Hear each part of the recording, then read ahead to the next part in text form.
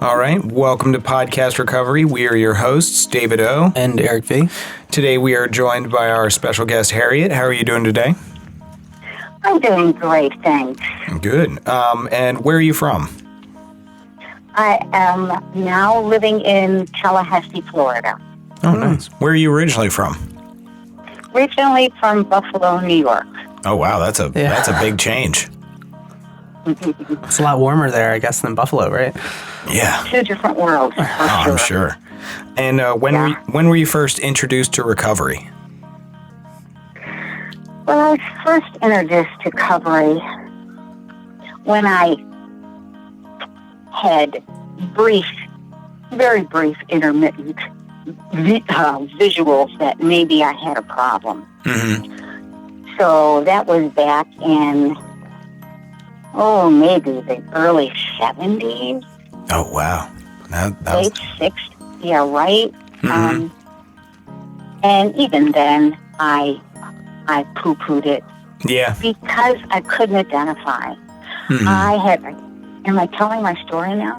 Oh, well, hold on. How long? We'll get to that. How long have you been sober? I got sober, clean and sober, August of 1999. Fantastic. Wow, I was 12 in 1999.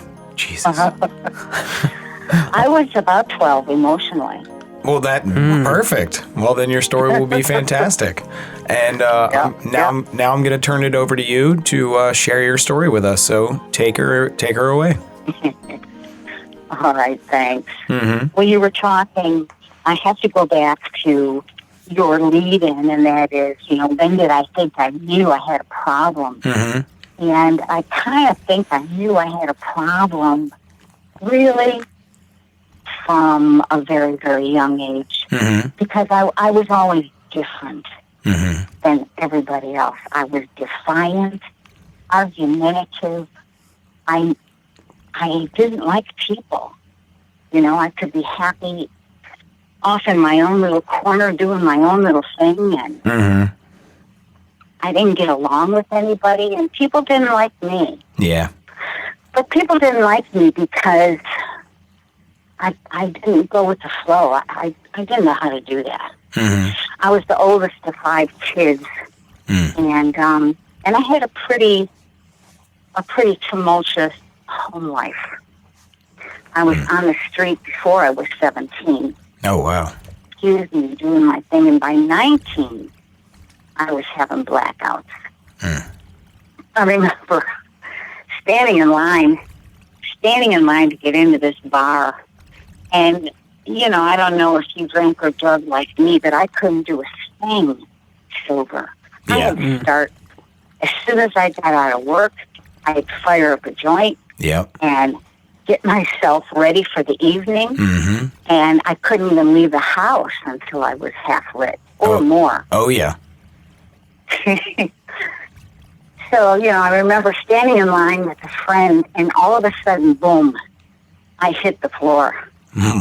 Wow. And I go inside, and now I'm drinking.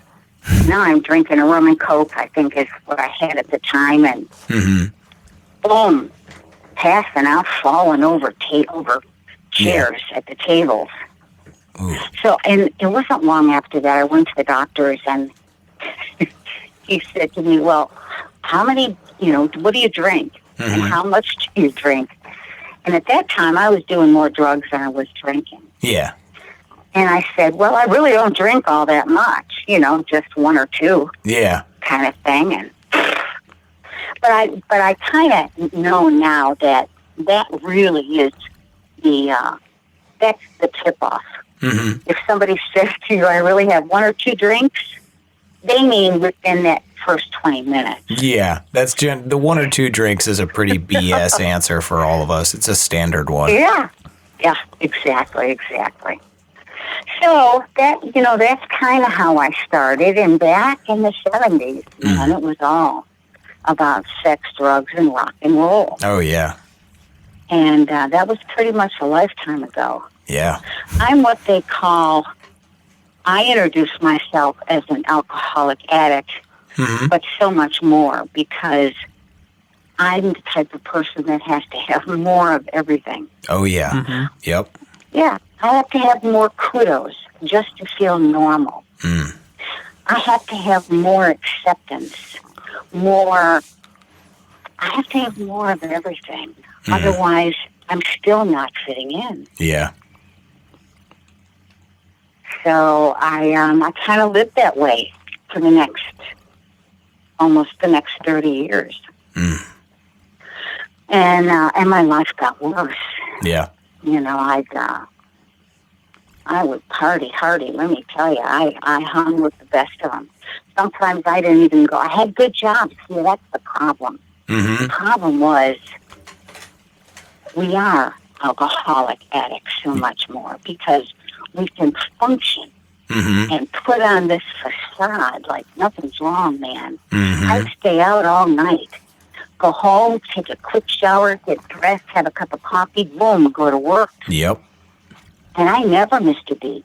Mm. So how bad could I be, you see? Exactly. Yeah, that social acceptance comes in. You're like, oh, I'm not homeless. I'm keeping a job. Everything's fine. And that's right. Yep. And that's right. Yeah, that's exactly right. So that whole facade, and I had good jobs, and that whole facade kept me fit. And my secret became like a cancer, though. My secret and the shame and the guilt Yep. of having to keep up this facade was so tiring. Mm-hmm. Yeah. You know, and in the end, what really did it for me was I had to get out. I was ready to off myself.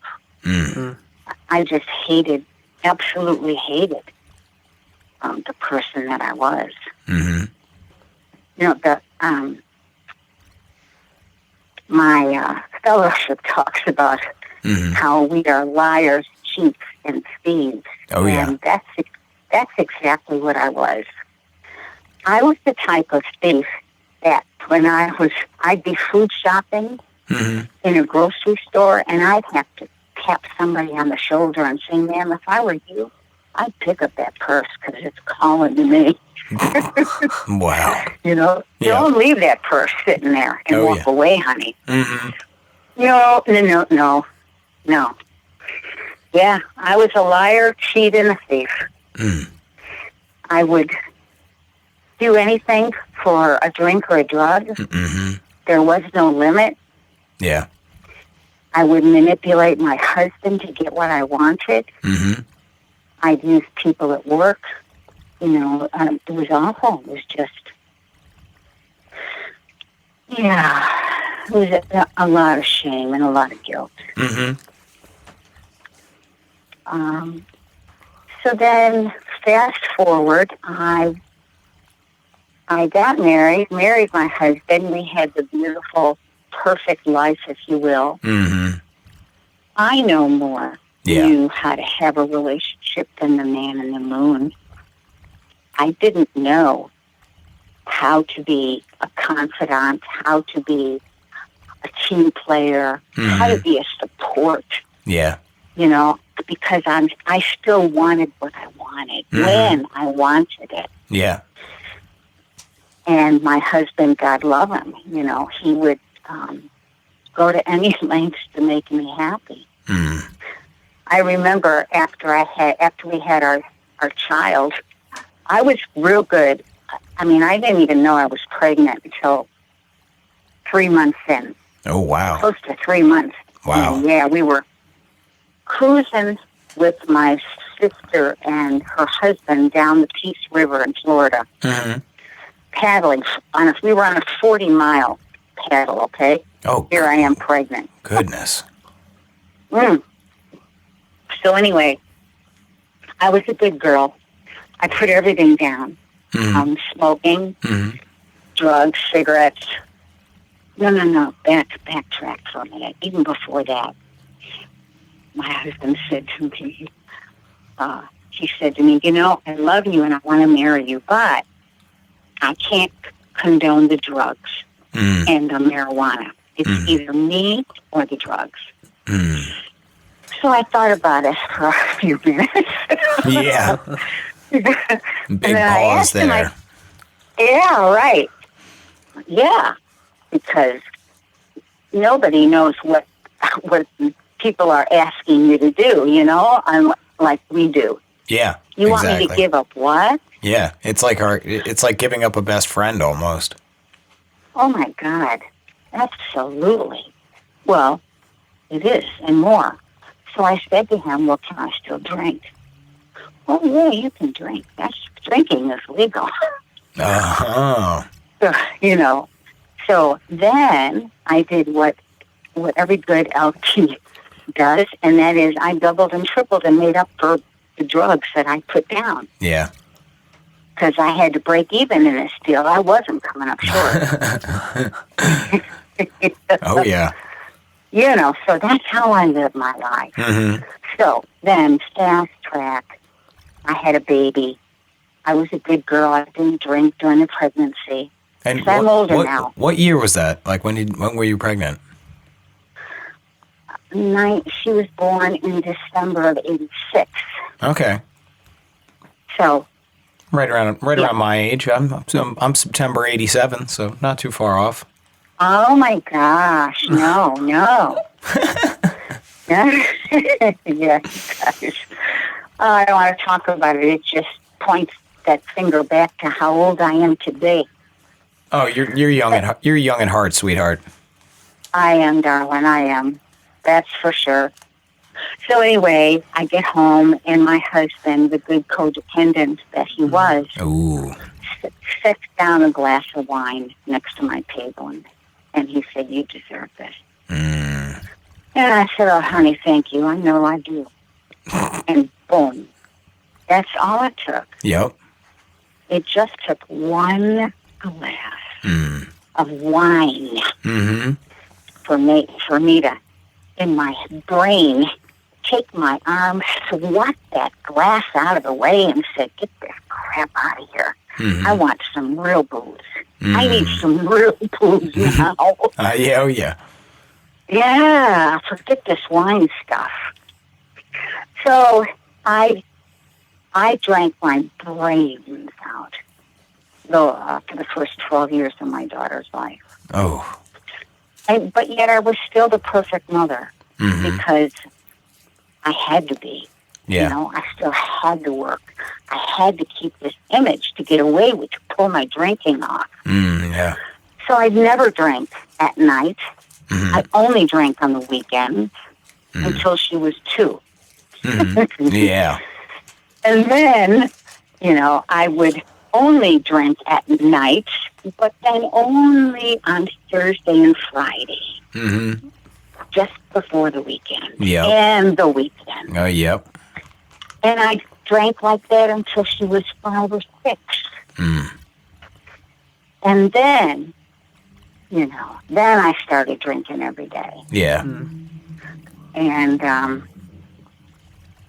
my drinking got real bad, and our relationship got really rough. And,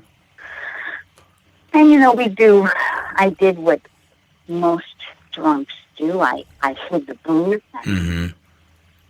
I used to put the bottles. My drink of choice was Southern Comfort. Ooh. Yeah, boys. You know why? That's not a bad one. No. I loved Southern Comfort. It was good. I had some good memories with Southern Comfort. Never what? I had good memories with SoCo. Did you? Oh, yeah, of course. That's funny. I don't have any.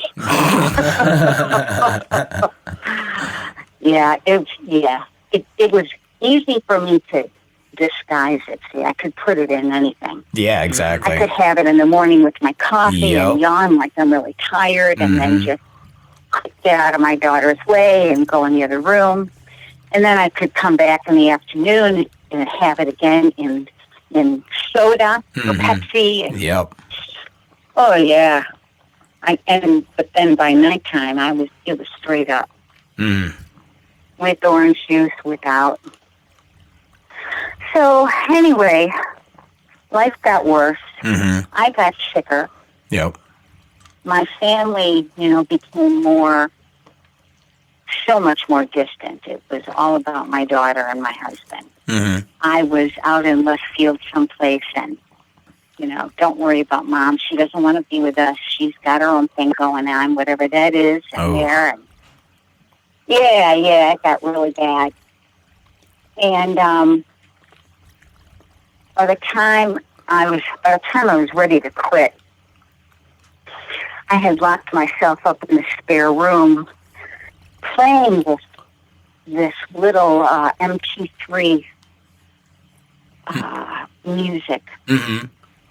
What do you call it? I want to say just instrumental over and over 1,000 times, searching the net.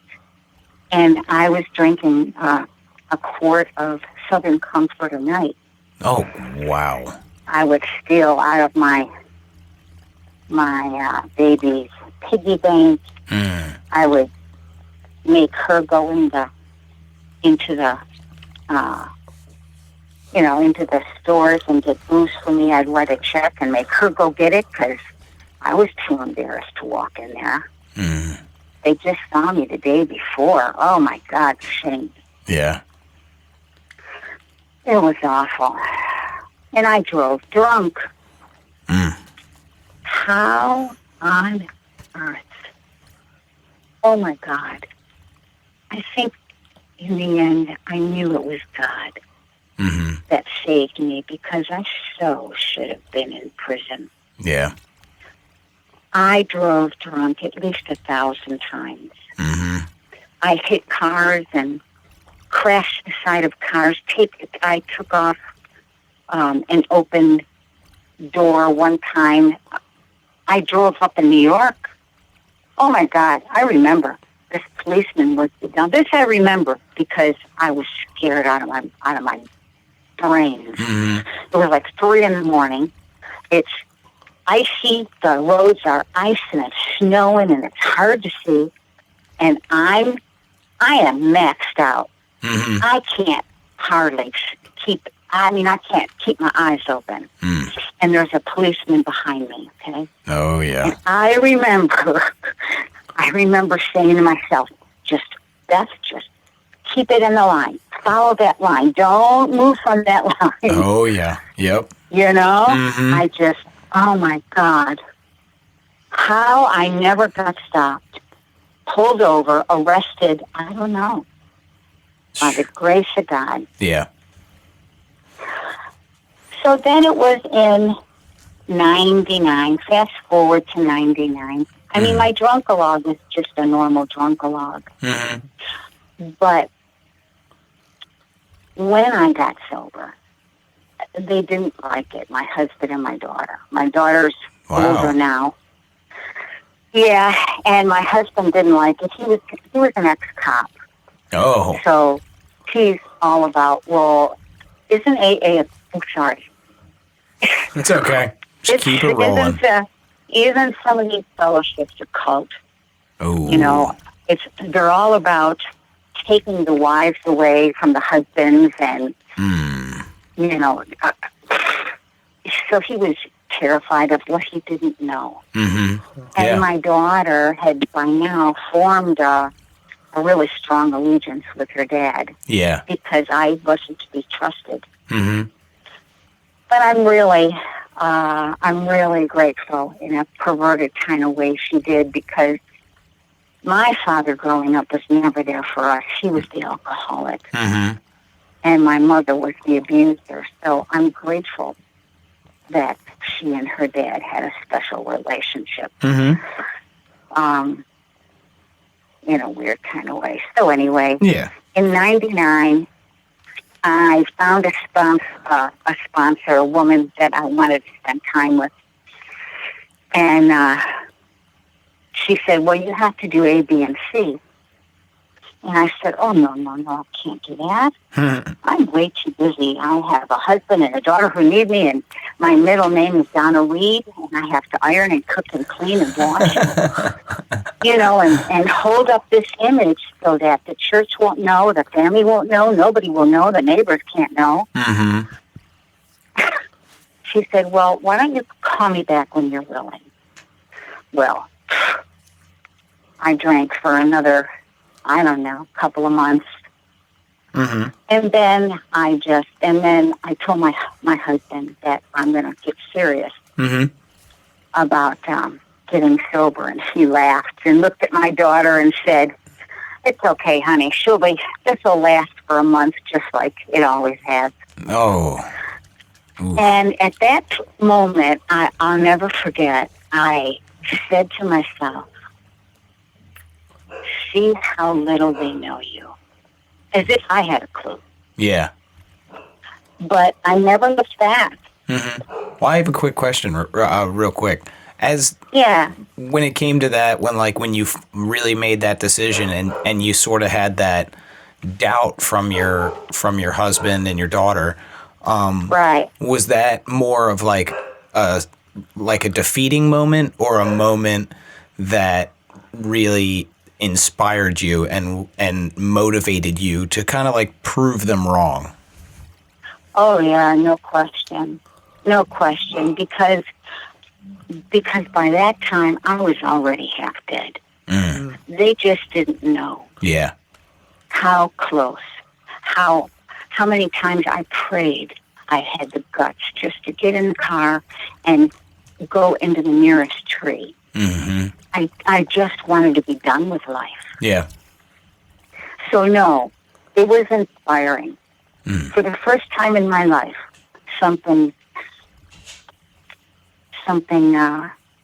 gave me inspiration to succeed. Mm-hmm. So, and I did. But 5 years later, now, you have to understand, I have never in my life been alone sober, ever.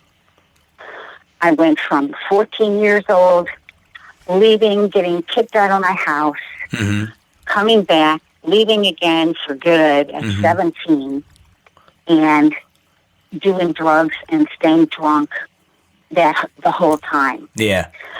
And then I just went from party to party, from man to man. So I was never in a real relationship, and I never was never alone sober. Mm-hmm. So 5 years after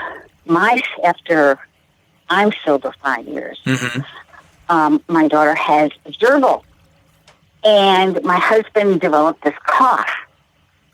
And we thought, well, maybe we should get rid of the gerbil. Mm-hmm. Pardon me, because the gerbil has gander. So, and he went to the doctor, and the doctor couldn't find a thing. Took x-rays, he looked, everything was fine. So we got rid of the gerbil. His cough kept getting worse. And now he's coughing up blood. Oh, no. So I said, that's it. We've got to do something. This is not, now it's clear it's not the gerbil. Yeah. Something else is going on. So we went to another doctor. This doctor, the first thing he did was feel my husband's nodules on his neck. And within 10 seconds, he said, you need to go to an oncologist. And you need to go now. So he did, and he had a biopsy, and my daughter and I were both there, and the doctor came out, and he was just mortified. He sat down with my husband and said, I don't know how to tell you this, but he said, you've got 4 to 6 months to live if you're lucky. Oh, my God. Yeah, you have serious end-stage lung cancer. Oh. Well, I tell you, it's like being shot in the gut. Yeah. You don't see anything, but you can feel this horrific implode that just kind of spreads through your whole body. And your brain just melts because you can't begin to wrap your arms around what this guy is saying. Yeah. So he played John Wayne for 3 months. Mm-hmm. And finally I got mad at him and I said, I get that you think you're going to kick this thing. Mm-hmm. And I understand you're going to beat it. However, until that day comes, Laura and I have to live. And if we're going to live, I have to know what the bills are. Yeah. You need to share with me, please, what's going on, because I'm clueless. Mm-hmm. My head's been in the sand for a lifetime. Yeah. Tucked away, doing my thing. I'm just drinking and not caring about anything except my booze. Yeah. Where's my booze? How much do I have? Do I have enough for the weekend? Do we have enough money? Yeah. If I don't have enough money, where am I going to get it from? Yeah, you know. Mm-hmm. You know the drill. Yeah. Oh, by any means necessary, we're going to get it. That's right. That's right. So here he is. Now we're down to 1 month. And so finally, he gave me the bills. And,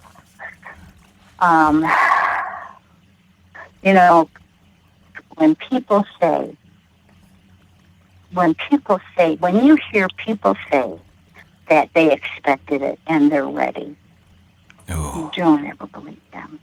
Yeah. We had months to get ready too. And we expected it. But until you have been through it, yeah, and until you experience all that entails, you're not ready. No. Because it's just so different. Mm-hmm. But, my God allowed me, it's really funny how it works. My God gave me 4 to 5 months time to make my amends, to be the wife, the mother, the loving, compassionate, helpful, to be of service. Yeah. He allowed me to be that for my husband and my daughter those last 5 months. Mm-hmm. And that, for that gift, I will forever be grateful. Mm-hmm. Yep. And I didn't have a drink. Now, I had a near-death experience. I cannot tell a lie. The day he died, I walked into the bathroom, and in the bathroom on the shelf were fentanyl, suckers, liquid morphine. Please, oxycodone. Anything and everything you can imagine. He was in hospice, and was getting whatever palliative care. So my sponsor had left. They had taken my husband away, and now I am with myself in the bathroom, and I hear this whisper. Beth, come here. Come here, Beth. Shh. This is between you and me. I'm going nowhere. But I can help you feel better right now. Right now, Beth. Just take a sip of me. Just take this. And let me tell you, I was so close. That was the closest I've ever come in the first time to wanting to die in sobriety. Yeah, I was ready. I was ready to go. So, thank God I had 5 years clean and sober. And I could call my sponsor. And I said, oh, my God, you got to help me. Yeah. I'm on my way, she said. And she told me, get outside, get in the sunlight, sit on the porch, get out of the bathroom. Yep. And she came and took everything and got rid of everything. But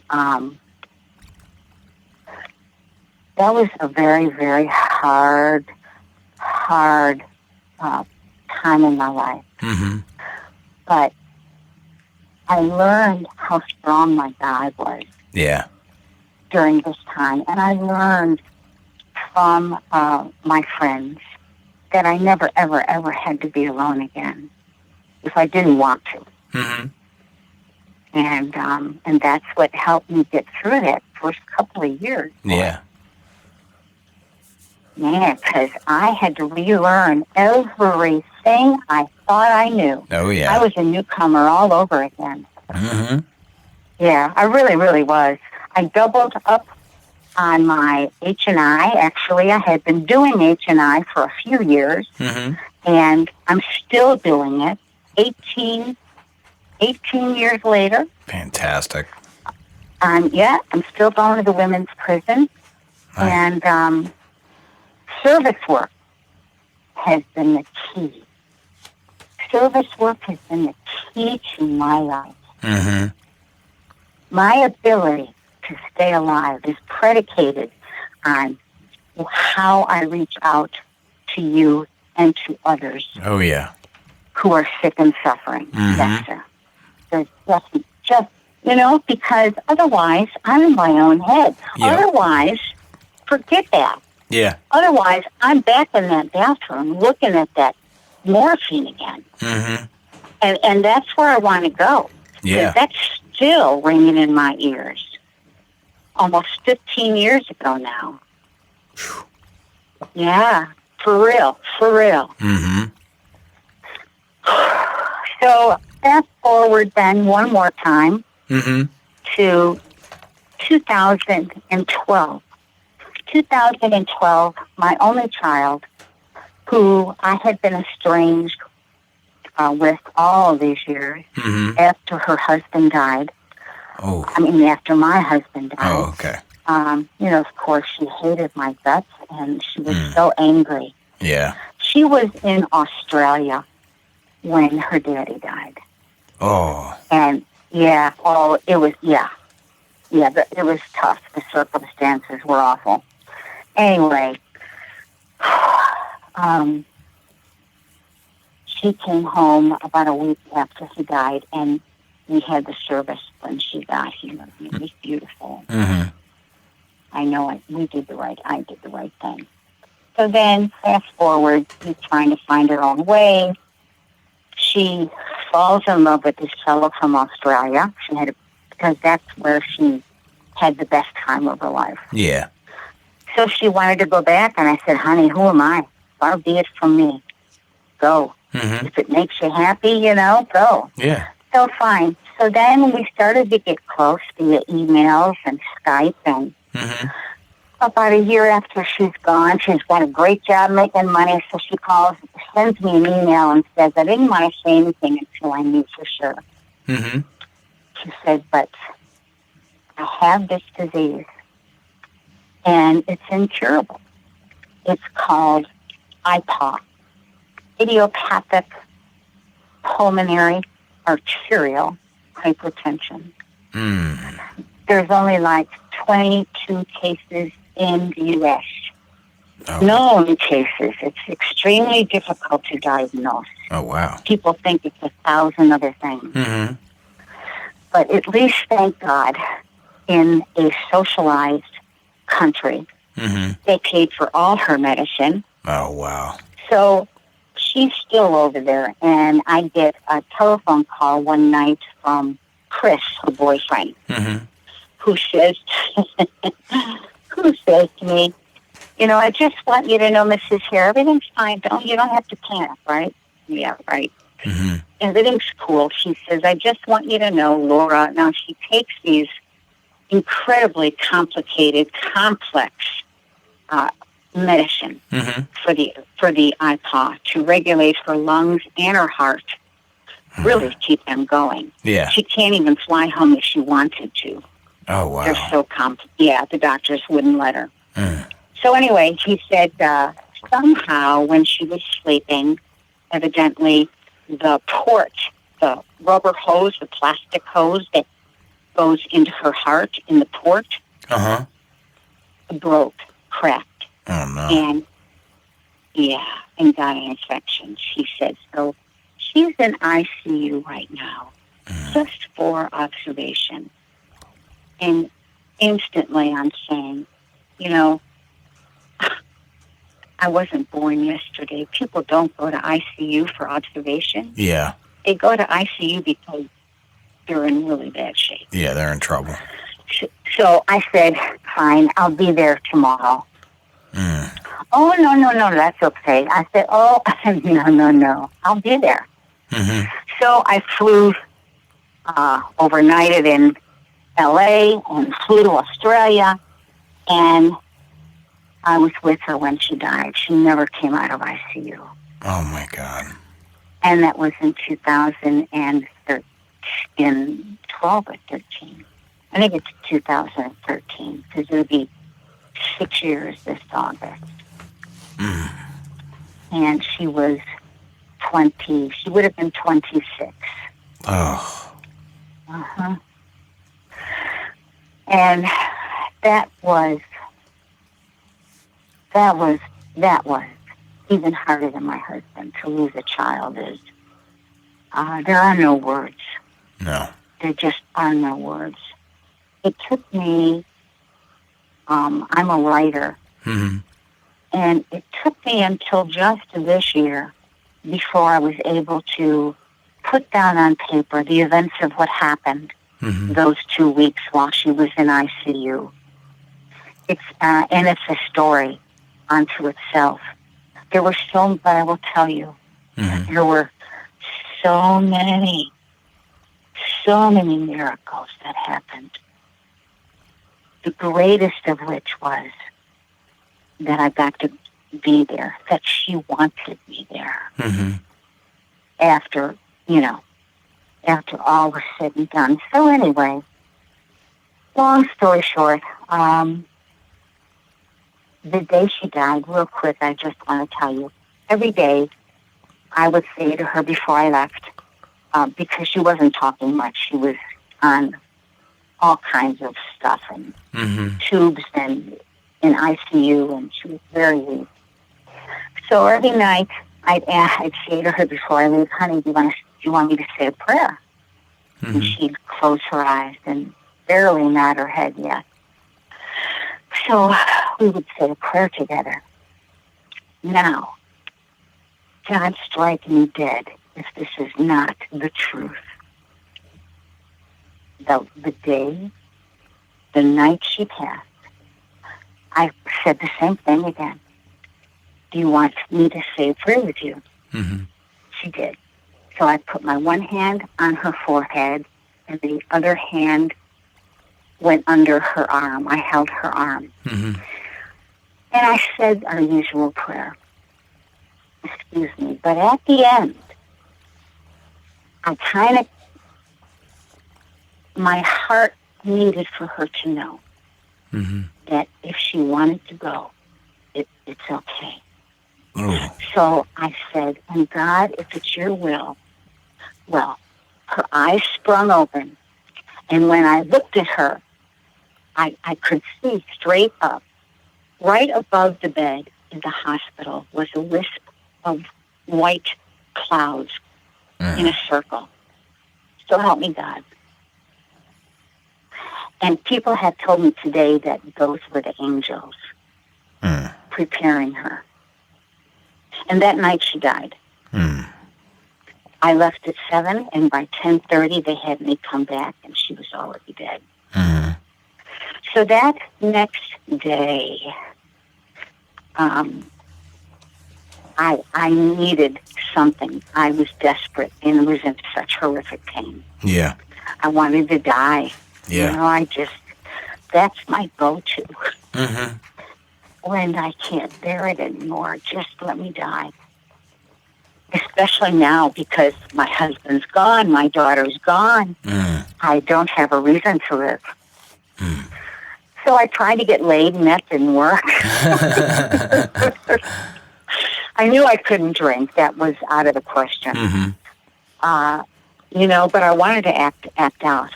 Yeah. I went over to the casino, and I was bored. So I just went back to this woman's home I stayed with, And then I don't know how I got home. The next couple of months were just a blur. Mm-hmm. I called a bunch of friends, and I asked them to make calls and to be at my house when I got home. And so I had a bunch of women around me, which was great. Mm-hmm. And but I never picked up a drink or a drug. Mm-hmm. Because the moral of the story is there is nothing. I want to scream this word. There is nothing that a drink or drug will ever make better for the long haul. Yep. It is death. It is death in disguise. Mm-hmm. For me to drink or drug is to freaking die. Yeah. Because I would see to it. Yeah, it might take me a while, but drinking is a premeditated act of suicide, in my humble opinion. Yes, sir. Mm-hmm. We pick up a drink or a drug long before, you know? Yeah, yeah. Long before the party or the wedding or the get-together. Mm-hmm. I've already romanced it in my mind. What am I going to wear? Oh, dear, what's the best thing to drink? Maybe I'll have vodka. Nobody can smell it. Yeah. You know, it's so I cannot, under any circumstances, allow myself to get near booze, to hold a goblet in my hand, even just put lemon water in it. No, I cannot fake it until I make it. Yeah. This is a war. This is my private war. I am a freaking warrior. I will not, until and unless I'm ready to die, allow any booze. I cannot do it. My mission today is to help others clean house and trust God. Oh, wow. Actually, it's trust God, clean my side of the house, and help others. That's all there is. That's all. Sorry? It's actually amazing that you said that, because my grand sponsor is in the sober fellowship, and in my early recovery, he taught me the 8 simple words to stay clean, and it's just don't use, trust God, clean house, and help others. And just like the fact that you said that is very powerful to me. I can tell you from my own experience, there is nothing else. Nothing else has the sustainability power than those 3 things do. When you are trusting God, you are walking in the sunlight. When you're walking in the sunlight, you're going to pay attention to your side of the street and your stuff anyway. You're not concerned with your neighbor and your friends and who said what when. Yeah. You're only concerned about what is yours. Yeah. And what's your responsibility. It makes it so easy. So we trust God, we clean our house, and then we get out of our own heads. Yep. And we help somebody else. Those 3 things keep me alive. Yeah. Yep. I sponsored a lot of women.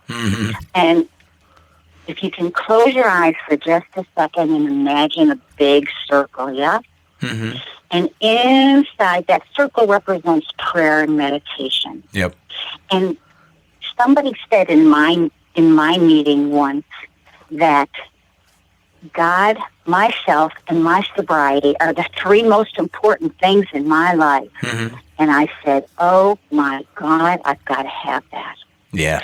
So I drew this circle that represents prayer and meditation. And then inside the circle, I put 3 little eggs. And those eggs, I tell my women, responsees that one is me. Mm-hmm. The other one is my God. Mm-hmm.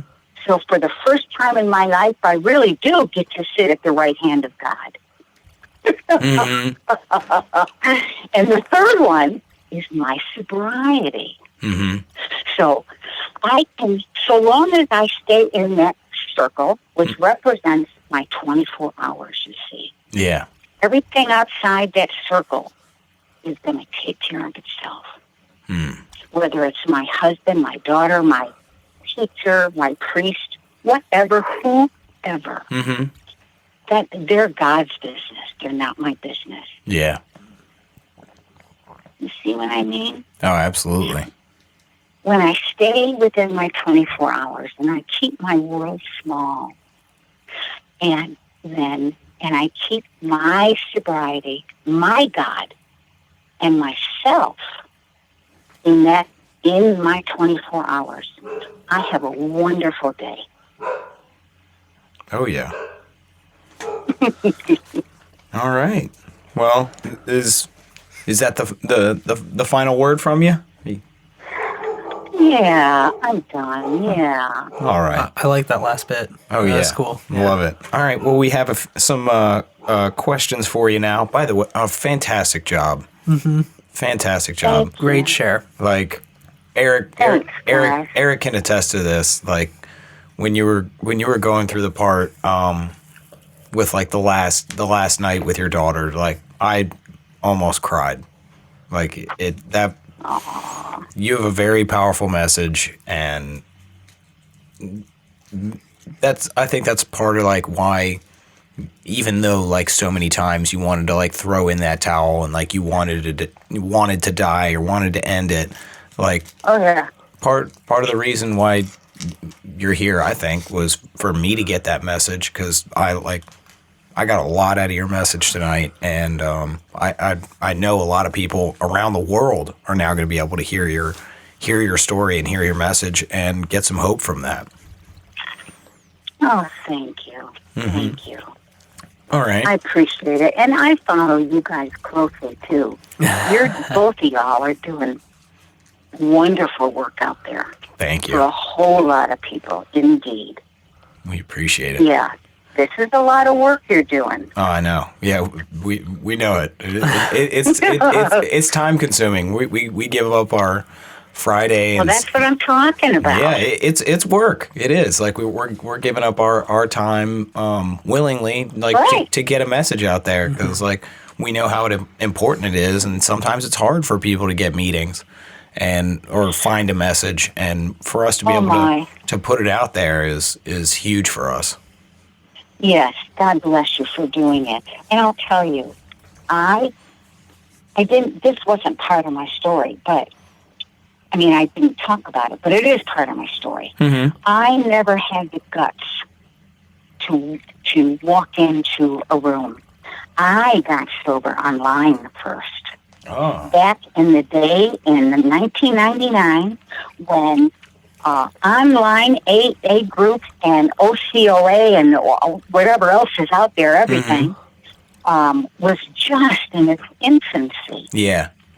So now that it is full blown and it's come full circle, yeah. You guys are at such a critical visibility spot right now.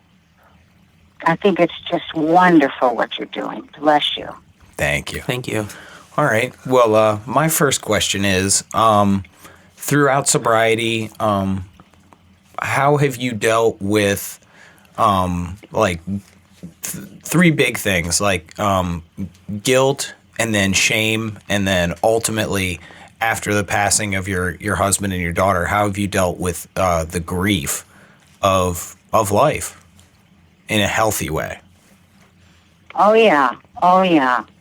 Well, those are tough, and that's why we say we're still works in progress. Mm-hmm. Absolutely. I do a lot of journaling. Mm-hmm. I do a ton of journaling. Can I can I make mention to you about the book that I wrote? Absolutely. Of course. Okay. My book, Miracles of Recovery, it's a 365-day inspirational. Mm-hmm. That book, after my daughter died the first year, I had this, the only word I can say is compulsion. Mm-hmm. I had this overwhelming, obsessive compulsion. I had to buy an RV, and I had to get out of Dodge. Mm-hmm. So I took my 2 dogs, I bought an RV, and I drove cross-country. Nice. Just the 3 of us. Nice. And every day I would journal, and I would write a feeling. Mm-hmm. I remember one day, particularly, I was in Wyoming at a state park, Mm-hmm. and it was so perfect, so magnificent in the morning.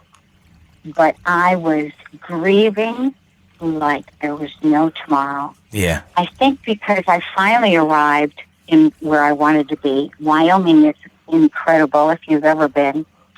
And I could relax. Mm-hmm. I knew I was going to be here 2 days, and I could finally just quote unquote be. Yeah. I was crying so hard. This mother next to us sent her little 4-year-old son over to me. Mm. And he put his arms around me and said, "My mommy said you needed a hug." Oh. So I'm saying this to say, I had to, the Miracles of Recovery was conceived through my grief. Mm-hmm. Yes. I wrote about fear, Mm-hmm. faith, Mm-hmm. passion, hate. Yeah. I wrote about everything. Every day I produced something. And then when I came home, I said to my mother, "Oh, my God, I think I almost have a book here." Yeah. And so that's how that started.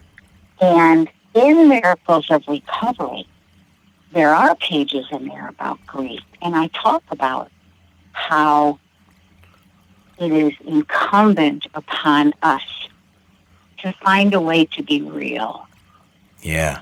If we don't ever find a way to be real, we are always going to be caught in who we thought we were 20, 30, 40 years ago. We're going to be creating the same behaviors, doing the same things, Mm-hmm. expecting different results. Mm-hmm. Yeah. So these last almost 6 years, I have probably grown more these 6 years than I have the last 26. Mm. I've found a way to forgive myself, Mm-hmm. put a shame in the guilt. Yeah. For my anger, I mean, I was angry at God. Yeah. I wrote about that. God, jeepers, cripes, what the hell? Why did you leave me? Yeah. Why did you take my only child and my husband? Mm-hmm. So, oh yeah, I've had to do a lot of hard work. Mm-hmm. Yeah. Mm-hmm. All right. Well, what questions do you have over there, Eric? Let's see here. So I'm going to go back to a little bit more of the beginning, because you were kind of talking about, before you got sober, the idea that it was kind of difficult to come to a point of surrender because everything in your life, from the outside was normal, right? You had the house, you had the family, you had the job, you had you had all of it. Right. And that's something I struggle with usually. I mean, I usually crash and burn at some point, but I can keep the house, I can keep the car, I can keep the family together. So Yeah. See. Yeah. Yeah. yeah, you know what I mean. And so, how did you come to that point of surrender, and how did you get over, for lack of a better word, like the pride that my life is fine and I'm doing this. So how did you get to that point? Yeah, that was really tough. I I probably should have gone to detox. That was because the last year that I drank, I was drinking almost 24/7. Mm-hmm. I drank a quart of Southern Comfort every day. So I was a twisted sister, man. By the time I quit, I didn't know my head from my toes. Mm-hmm. Yes, I should have went to detox, but I had too much pride. What would everybody think? I can't leave work. I'm too important. I can't. What are they going to do without me? All this stuff. Ego.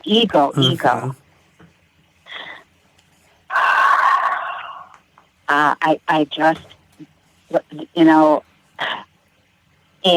the literature that I read, they talk about this place where one is too many and 100 is never enough. Mm-hmm. And to drink is to die, but to not drink is to freaking die. Mm. And I was just so tired of being tired. Oh, I yeah. just surrendered. Mm-hmm. I couldn't keep up the facade anymore. Yeah. I mean, there was nothing holding me together inside, okay? I was dead inside. Mm. Anyway. Oh, yeah. So I just said, I'm done. Yeah. If this doesn't work, man, I'm really done. Mm. Yeah. That's such that was it. Yeah. And that, like, and when we're in that moment of like desperation and like at our bottom, like in the moment at the time, it really seems like a daunting task. But then, like me personally, looking back at like my bottom, like when I made that same decision, like I was in a jail cell at the time. I really realized that was probably the best moment of my life. Like it was it was one of the most best moments of my life. Yep. Because God bless you. Yeah, it's been uphill since then. Like there's been peaks and valleys since then, but like I've able to rise up from the absolute depths of that depression and degradation and desperation to a point where now I'm talking with you, somebody who's coming up on 20 years clean, to share a message of hope with people everywhere. Like in that jail cell, I never could believe where I would be today. No, absolutely. Or that I would have finished something. Mm-hmm. I never finished anything in my life. Nothing. I never went to college. I never took any kind of class outside of high school. Mm-hmm. I mean, they wanted me gone out of high school. I think I graduated high school with a 2.0. Ooh. Oh, yeah. Oh, yeah. You were the rebel without a cause. I was with nowhere to go. That's right. I gave up my life. I lost 30 years drinking and drugging. Yep. So for me to finish this book I would have never believed it. Yeah. 2 or 3 years from now. How much sobriety do you have? I have about 6.5 years, and Eric has... That's beautiful. Well, 20 months now, yeah, I think? Eric has 20 months. Something like that. I'd have to look at the app. That's wonderful. Well, the truth is, we only have today. Mm-hmm. Mm-hmm. That really is the truth. Mm-hmm. Absolutely. Yeah. What else? I could be dead by tomorrow. Ooh. Well, I hope not. It's a little morbid. I hope not. Well, I know, honey, but it's the truth. I know. It is true. Yeah. And, I was telling you about how God was so good to me, giving me almost 5 months with my husband. Mm-hmm. So I was able to make amends and do all that wonderful stuff. My girlfriend, my sponsor, her husband, talk about, we don't know what tomorrow's going to bring, Yeah. He got up Sunday morning, went to get the newspaper, turned around in his jams, turned around and took one step back to the house and had a massive heart attack and died. Ooh. Yeah. So I actually have like a question relating to that. So what's that? With that mentality of just for today, how important have you found the 10th step to be in your life? Oh, my God, it's my favorite step in the world. There you go. Oh, it's my favorite. You know why? Tell me. Because there's a line in there that says, we quit fighting. By now, it says, we've quit fighting everybody and everything. Mm-hmm. That is my story. By now, but still it's only on good days. Yeah. If somebody pushes my button and I'm in a place where I feel I'm not good enough because that's my MO, I can still get agitated. But probably at least today, 8 out of 10 times, I can let it roll. Yeah. But I used to fight everybody and everything. Yeah. Oh, yes. Oh, yeah. I love the 10th step. I love admitting when I'm wrong. Yeah. It used to be I could never, ever admit I was wrong about anything. Because, see, that would break the facade. Yeah. Oh, yeah. I couldn't do that. At work, oh, my God, I had an answer for everything. Ooh. Just ask me. All right. Well, what else do you got, Eric? Okay, so kind of sticking with the facade, I'm kind of this firm believer that, people have at least two personas. One that we show, acquaintances, passersby, like coworkers, employees, employers. And then we have like another persona that we show, the people who are closest to us. And then there might even be a third one that we just show ourselves. When you're by yourself and you have, kind of this one person, right? And you're wearing masks for all these different things. Right. So I know I was thinking about this the other day, and it was kind of, when you put down the drink and the drugs, right? Like you're getting to know yourself again. Oh, yeah. Because it's a totally different person. I mean, you've left that other person somewhat in the past. I mean, there's parts of that are still you, but the person you're kind of like getting to know is now this new person. And, how difficult is it for you to wear just, not wear just one mask, but to essentially be yourself and not have different personas for different situations?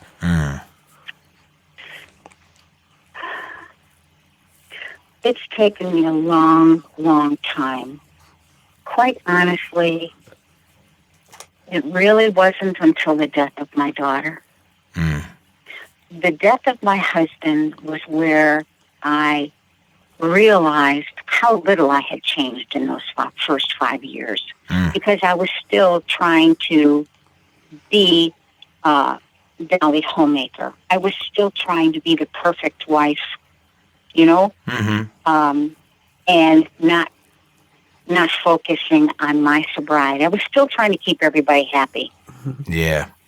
Okay, that was the facade. Keep everybody happy. And then nobody can look at you because you're doing such a great job. But then after my daughter died, I have no fear today. Yeah. Today, I don't care what other people think. I don't. That doesn't mean that I take liberties with saying whatever comes to my mouth. You know what I'm saying? Oh, yeah. That doesn't mean that I have no consideration. I do. But I am not responsible today for how somebody else takes what I say. Mm-hmm. If what I say is my truth, and I say it with loving kindness, then if you don't like it, that's too bad. Because this is me. Yeah. I don't wear makeup anymore. I used to color my hair. Now it's black and gray. Nice. I don't care. Finally, my insides match my outside. That's perfect. Does that kind of answer your question? Yes, that was great. Any other questions, Eric? No, it's all for me. Do you have one? I'm good. I can't think of any more questions for you. Oh, you guys are great. Do you have it? This is the opportunity in the show for you to speak to all those people out there in the world, all those struggling addicts. What words do you have to say for them? I just, just have hope. Just believe that if I can do it, and I probably have wanted to die more than you, or at least as much as you, just have hope that anything is possible with a little bit of willingness. Yeah. And our pain makes us all the same.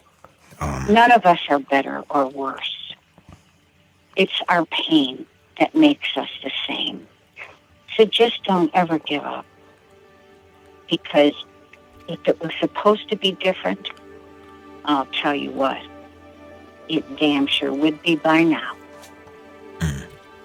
Perfect. It's great. Absolutely. Fantastic job. Like, I can't thank you enough. Like, yes, thank you so much. You did a fantastic job tonight. Oh, guys, look at it. It's because of you. You guys are expert in what you do. You allow people to, you kind of curve and nudge and position what you want to hear, and you do it graciously and effortlessly. You guys do a great job. Thank you. Thank you. I am so honored. I'm so humbled. Oh. Thank you. Well, thank you for a message tonight. You did a great job, and we're gonna close it out now. Yeah. All right. Well, all right, guys. We would like to thank our guest Harriet for joining us tonight. And oh yeah, clap track, Eric. Give me a clap track. That's a terrible clap track. No, We're the worst clap track ever. We'll get a board. All right. Here at Podcast Recovery, we are aiming to expand the scope of support for recovering addicts. Accessibility and convenience of helpful services is paramount to combating addiction. We work to bring the message of recovery to every addict, wherever and whenever it is needed. We believe that a powerful voice of recovery should be obtainable, practical, and at the touch of a button. Every addict deserves to hear a message of hope, and Podcast Recovery is here to provide it. Well, again, you did a great job tonight. Keep following us on Facebook, following us on Twitter. You bet I will. Absolutely. And please give us one more plug for your book. Yeah. So everybody can look out for it. Oh, God bless you, yes. It's called Miracles of Recovery. And it's on selling now till February 28th, the ebook. I've reduced it to $2.99 a book. Nice. And it's a huge book. 365-day inspirational read on every topic you can imagine you face during a year. Fantastic. Every kind of emotion, every kind of feeling, every kind of pain, it's all there. All right. And what to do about it. All right. Well, I personally, I'm definitely going to look forward to reading that every day for the next year. And we encourage all our listeners to do the same. And good, guys. Thank you. Absolutely. Everybody out there, stay safe, stay clean.